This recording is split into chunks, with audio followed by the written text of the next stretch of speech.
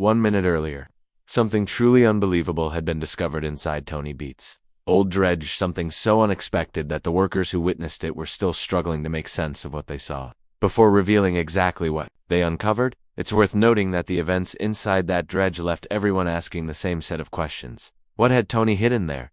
And why would he place it in such a remote, forgotten section of the machine? The buzz began early that morning, long before anyone suspected that anything unusual might unfold around Tony's abandoned dredge. The massive machine had been resting in the same spot for years, heavy, rusted, and ignored like an old tool no one had the courage to touch again. Yet that morning, as the crew performed their usual routine tasks before the day officially began, soft murmurs started drifting across the site. The whispers began quietly, passed from one worker to another. There was nothing loud or dramatic about them, but they carried an odd weight enough to make people pause mid-task and glance toward the dredge without fully understanding why. Somehow, that old machine felt different, as though it was holding onto a secret that was finally ready to reveal itself. At first, a few workers brushed it off, assuming it was just another uneventful day. They continued walking past the dredge, with barely a second look, but the strange atmosphere around the machine kept intensifying, pulling more and more attention toward it. Nobody could pinpoint who first sensed that something was wrong. One worker claimed he heard a dull, muted sound, echoing from the lower part of the dredge. Another insisted he saw a strange puff of dust rise even though no one was anywhere near it. A third said the ground seemed to shift ever so slightly under his boots as he walked past. None of these observations meant much on their own, but together, they created an unsettling tension that the crew could no longer ignore. Their quiet murmurs soon turned into cautious conversations, the kind that make people glance over their shoulders as they walk, as if something invisible is tracking their movements. Everyone felt that something was off about that dredge, but no one dared to say it aloud. Yes, old equipment can make noises from time to time, especially after years of weather, rust, and neglect. But this wasn't an ordinary sound. The air around the machine felt heavy, charged, almost as if something hidden inside was pressing against the metal walls, trying not to remain secret any longer. One worker suggested they inspect the outer frame to ensure nothing had shifted or been stolen, but another argued that they should wait until Tony arrived. However, the tension grew with every passing moment, and standing around doing nothing became impossible. They formed a loose circle at a safe distance, staring at the dredge as if expecting it to move again at any second. It was strange this enormous, lifeless machine, unused for years, was somehow making grown men hesitant to even step forward. Thoughts raced through their minds as the nervous buzz around them continued building until it reached a point where ignoring it was no longer realistic. The workers exchanged uneasy glances, all silently agreeing that they had to get closer and figure out what was happening. Somewhere inside that dredge, something abnormal was stirring, moving with caution. The workers slowly approached the machine, almost tiptoeing as if afraid their footsteps might trigger a reaction. Each man wanted answers, but none wanted to risk saying the wrong thing or startling whatever was inside. They stood still, watching the old metal frame as though expecting it to tremble again. Minutes later, one worker swore he saw the side panel shift. At first, the others dismissed it. There was no wind, no nearby equipment running, nothing that could have caused movement. But when they looked again, this time with greater focus, they saw it too.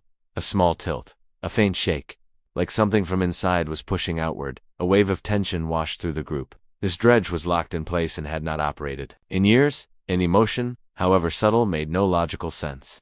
One worker stepped close enough to lay a hand on the metal railing, but quickly jerked back, saying he felt a weak vibration running through it, the kind of vibration that shouldn't exist in a powerless machine. Another worker leaned in, pressing his ear against a bolt to listen. His eyes widened. Instantly he heard something too, but it wasn't the same vibration the first man described. Instead, it sounded like a soft sliding motion, something shifting deliberately across the metal surface inside the machine.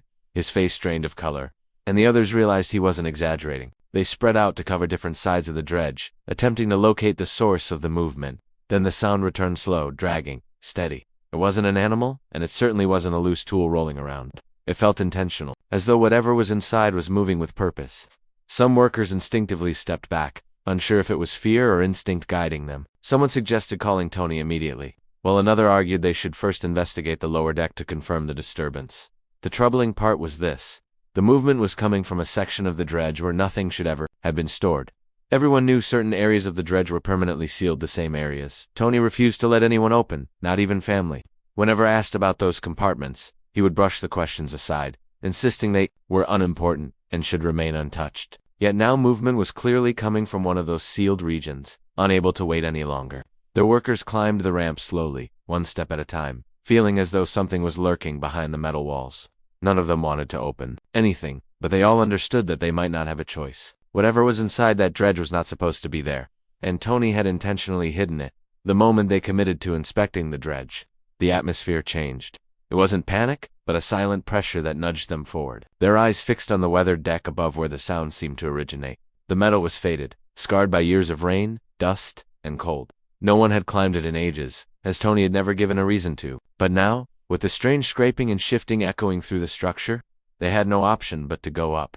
By one, they gripped a cold, rough railing, testing its stability. Each step produced a faint creak that made everyone flinch. 4 workers climbed while the rest stayed below, watching anxiously. The silence during the ascent was nearly suffocating. Every small sound echoed inside the machine, amplifying their unease. When they reached the top, one man pointed to a thin stream of dust sliding down the deck. Something beneath the metal had pushed it loose. There was no wind, no vibration from outside. The dredge itself was shifting. They spread out, careful not to put too much weight on the weak spots. Then the sound came again, slow, scraping, deliberate, right beneath their feet. All of them froze in unison, as if something unseen had commanded them to stop. The noise seemed to be coming from beneath an old hatch bolted shut for years. Every man leaned closer, listening as the scrape turned into a dragging motion. Something was definitely moving in the sealed compartment. One worker whispered they should contact Tony, but another insisted that whatever was happening was already underway. They might not have time to wait. They stepped toward the hatch in unison. The deck groaned under their boots, almost like a warning. None spoke it aloud, but everyone knew the truth. Whatever lay beneath that hatch was no small matter, and they were standing right above the only door Tony had forbidden them to ever open. The hatch, positioned at the center of the rusted deck, looked darker than the surrounding metal, as if Tony had reinforced it more carefully than the rest of the dredge. The bolts securing it were thick, tight, untouched for years. Every worker recognized this hatch and Tony's strict rule about it. Do not open it. He never explained why. He never offered a reason. He simply made it clear that it was sealed for a purpose. But now, with unmistakable movement rising from the hidden compartment, the workers could no longer obey his old warning. One man crouched beside the hatch and slid his hand along the edge. The metal was cold, dust-coated and undisturbed, at least from the outside. A worker knelt beside the hatch and carefully checked the bolts. Noticing something strange right away, they were tight, far too tight for something that old. When he looked closer, he pointed out a detail that none of them had noticed before. The bolts had fresh edges. They were not shiny enough to be brand new, but they definitely did not match the age or condition of the surrounding metal. That meant someone had tightened them recently, and that single detail instantly changed the entire situation. A question that no one wanted to ask, but everyone had already thought about, slowly formed in the air. If Tony had sealed this hatch not long ago, then whatever he was hiding down there was not just old scrap metal or forgotten junk. Something he wanted deeply hidden was inside, and he had made sure nobody could reach it without a struggle. The workers exchanged uneasy glances, realizing that the movements they had heard earlier from beneath the deck had gone silent. The silence, however, felt even more unsettling. One man leaned down again and pressed his ear against the hatch, trying to catch the scraping or dragging sounds they had heard before. At first, there was nothing, just stillness.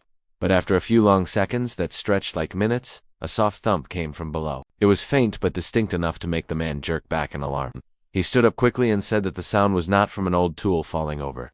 It sounded heavy, like weight shifting, again like something large enough to make the metal vibrate was moving. Another worker, frustrated by the tension and desperate to know the truth, grabbed a wrench. Every man tensed as he raised it toward the first bolt, but nobody tried to stop him. They all knew that this moment crossed a clear boundary Tony had drawn, yet they also knew they had come too far to walk away now. So the worker locked the wrench onto the bolt and twisted. The metal responded with a long, slow creak, and eventually the first bolt loosened. A second worker moved to another bolt, and soon the whole group was working together in tense silence. When the fourth bolt came free, the deck beneath them gave a faint but noticeable tremble, small, but enough to freeze every one of them in place.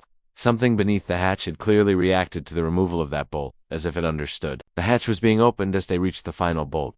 One worker whispered the question that had been lingering in all their minds since the moment they stepped onto the deck.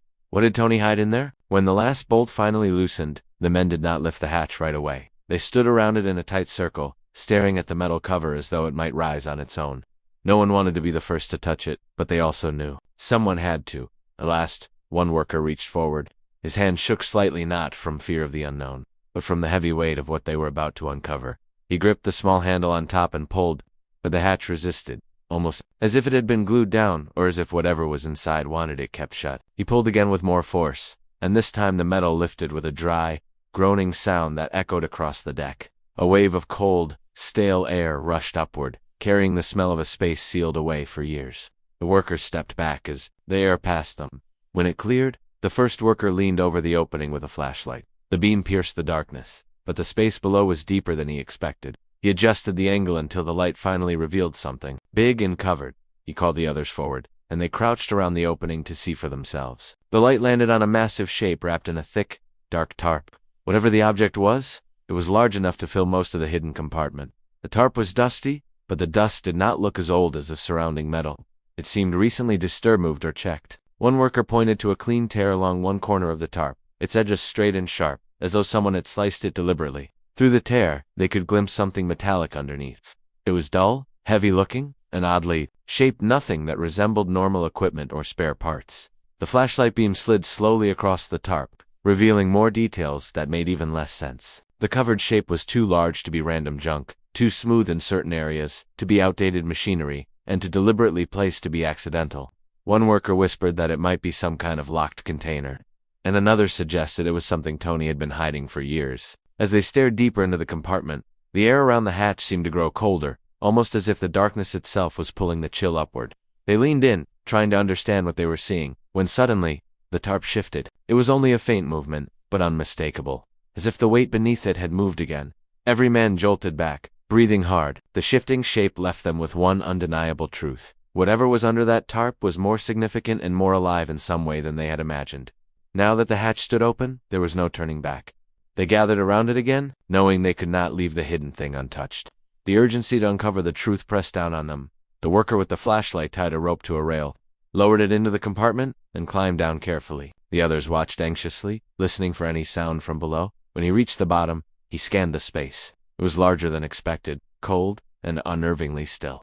Being closer, he could see the edges of the tarp more clearly. He tugged the torn corner, dragging it aside to reveal a huge wooden crate reinforced with metal bands. The crate itself looked old, but the metal reinforcements were much newer. Someone had strengthened it recently to ensure it would never open easily. He called for the others, and one by one they climbed down. The space felt tighter with all of them inside, the only sounds being their breathing and their boots scraping lightly against the metal floor. There were no markings to indicate what was inside the crate, but it was too large and too heavily secured to hold something ordinary. When one worker tapped the side, the sound echoed like it was filled with something solid and heavy. Another man pointed out a small crack in the wood. It was clean and straight, almost as if it had formed from pressure inside the crate, rather than any damage from the outside. That detail made everyone uneasy. A worker wedged a crowbar into a corner and pried.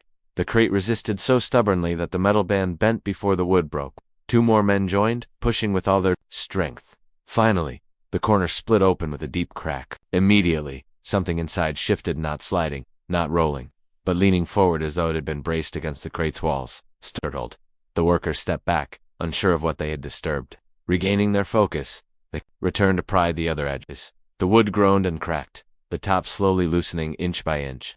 When it finally snapped free, everything stopped. A heavy object dropped from the crate and hit the metal floor with a deep, echoing thud that rolled through the entire dredge. Dust burst into the air as the workers stumbled back. In the center of the compartment lay a massive metal object. Dirt and unfamiliar markings covered its surface.